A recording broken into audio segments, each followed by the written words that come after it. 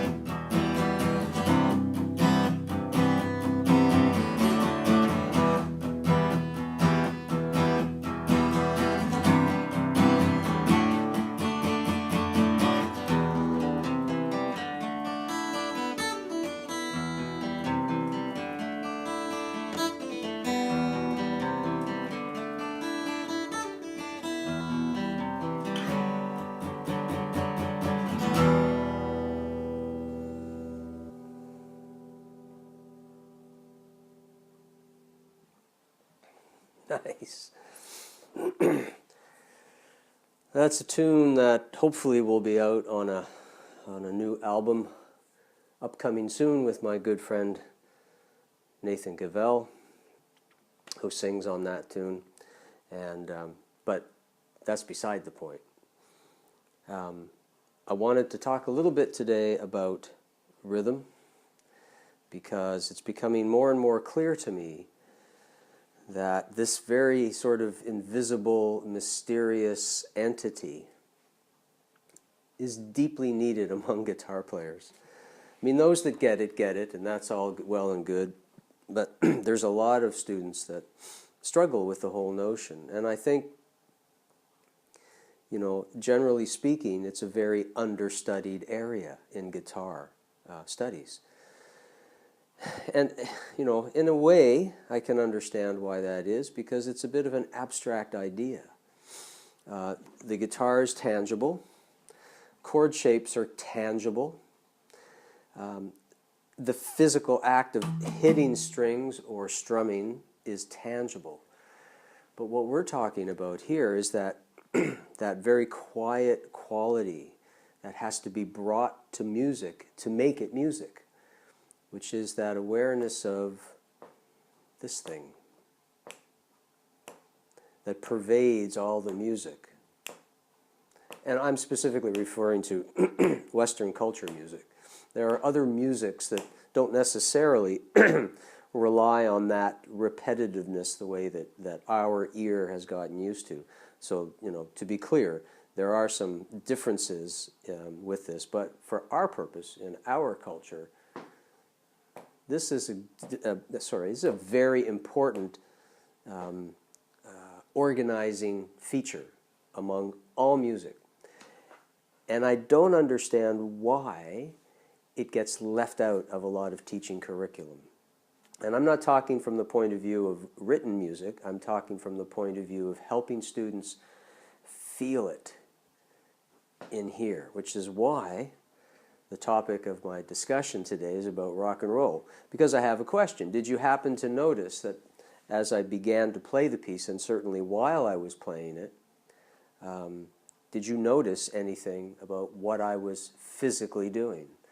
It's not something I'm thinking about. You're in the moment with it. And it was, you know, this thing. You can hear my foot going. You know, those of you that study with me know that I harp about this all the time. And the body's shaking.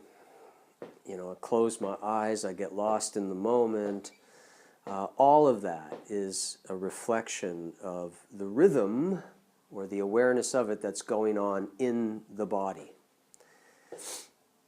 So the question for me is, why does rhythm get so left out and so often left to chance. In some way, this is my own theory, but in some way, I think it has to do with the instrument itself, or any instrument for that matter. It's a tool that is outside of us, other than the human voice. It's a tool that's outside of us, and to some extent, there has to be some mastery of this machine that frees you up enough with your technique to allow your natural, innate sense of rhythm to come through. So I think the instrument, in many ways, sort of puts a wall up for a while for students to allow rhythm to get through, because they're so preoccupied with the physicality and the technicality of being able to play. I mean, let's face it, there's a lot of features that have to be taken into consideration to play any instrument, and the guitar is a pretty tough one to get a good handle on.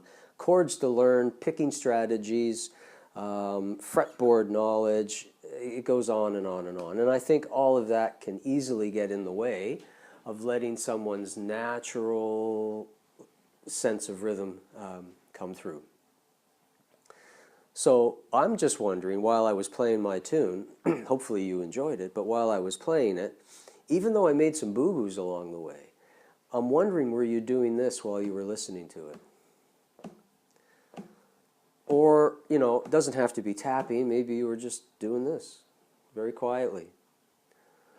Or maybe it was, you know, you were just like that.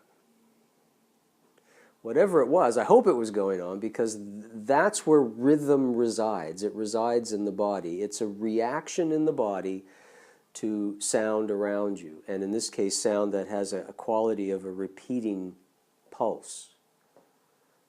Because if we don't have that, it's like a piece of graph paper. If that graph paper that you're plotting a graph on, if the lines to it keep changing every time you put a point down, the graph is meaningless. So what we're interested in is rhythm as it pertains to this awareness and predictability of a pulse that goes on throughout a piece of music. Once you clue into that, then there's a lot of other features that can be hung from it that makes rhythm even more interesting. And so for me, you know, I mean, you could take advantage of a lot of features around you to help you refine this awareness. For example, you walk, and let's assume, for the most part, you're walking without any physical impediment, and it's a steady walk. If you got into the habit of just counting as you're walking, I'll do this, here's my walking guy, you know, 1 and 2 and 3 and 4 and, or just going 1, 2, 3, 4, 1, 2, 3. If you got into the habit of doing that once in a while, that would help develop a bit of an awareness of rhythm in your body. I'm sure most of you have paid attention to windshield wipers. And if especially, you know, they move with a steadiness to them, so you could do the same thing. 1 and 2. It's like a metronome ticking away. I'm looking at my physical, real metronome, not the digital ones, ticking away. And sometimes you probably notice, if you're really thinking about it, how that clicking of the windshield wiper when it's raining sort of aligns itself with a piece of music you might be hearing on the radio. And then it fades away from it because it might be moving too fast or too slow. And then if you listen to it long enough, the clicks come back in again and match up. That's a good sense of developing rhythmic awareness for sure. Hey, we've all got a heartbeat. Hope you can hear that. That's a good sign, or a pulse. You know, all things being equal, we can assume that these are pretty steady things. So it's all around us, this awareness of rhythm, and I think it's innate. I think everybody comes with it sort of wired in, but the instrument gets in the way for a while. And what I want you to be able to start doing when you're playing anything on the instrument, even if it's just a little exercise like this, I'd get you to be going as if that were the coolest song on the planet. It's got to be in the body. So long as you're stiff about the thing, Maybe you're hearing it in your head and you just don't express it physically. That's okay, but I can't see that. So I don't know that it's going on, but I hope it is. But at the very least, this. Or maybe it's a scale.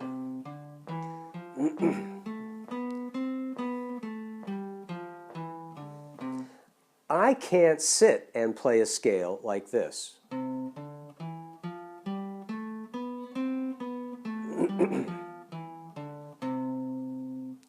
I don't know. I have to move. Because even that should be treated as musical and not always just technical.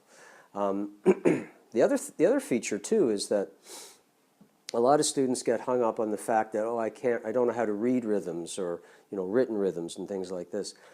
It doesn't matter, because the written rhythm is still a reflection of what started here.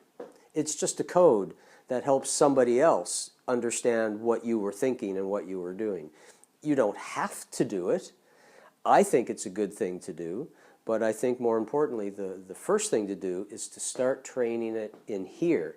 You've got to get it into your body first. You've got to feel it here before it comes out anywhere here. So, a couple of suggestions for you as you're playing whatever you're playing and whatever you're practicing and working on. Make it all rhythmical.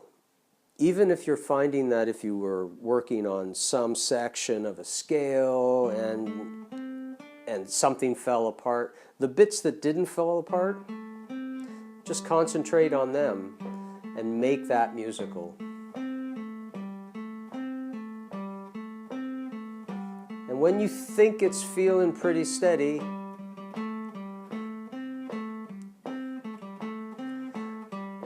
do what I often say to people. I say, go play in the sandbox with it. Just go around and mess around with it, but pretend that it's an actual piece of music that you're writing.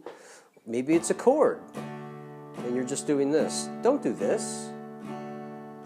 This is you're giving the instrument too much importance when you do this. The instrument behaves according to me, not the other way around. So get it, make your chord, make this thing move to you. Get this into your body when you play. So in other words, get into the habit of moving while you play. Also, get into the habit of playing while you move. It's kind of the opposite of that, right? So while you're moving, see if you can make something up to it. Doesn't matter what it is.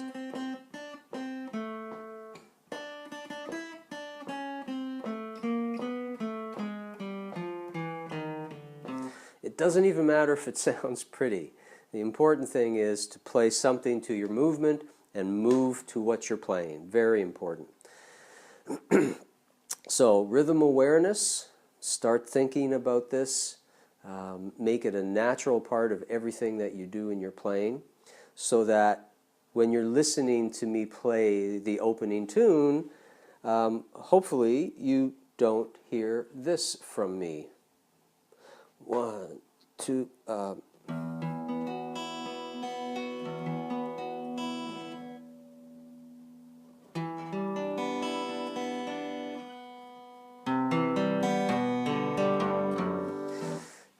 nobody's going to like that, right?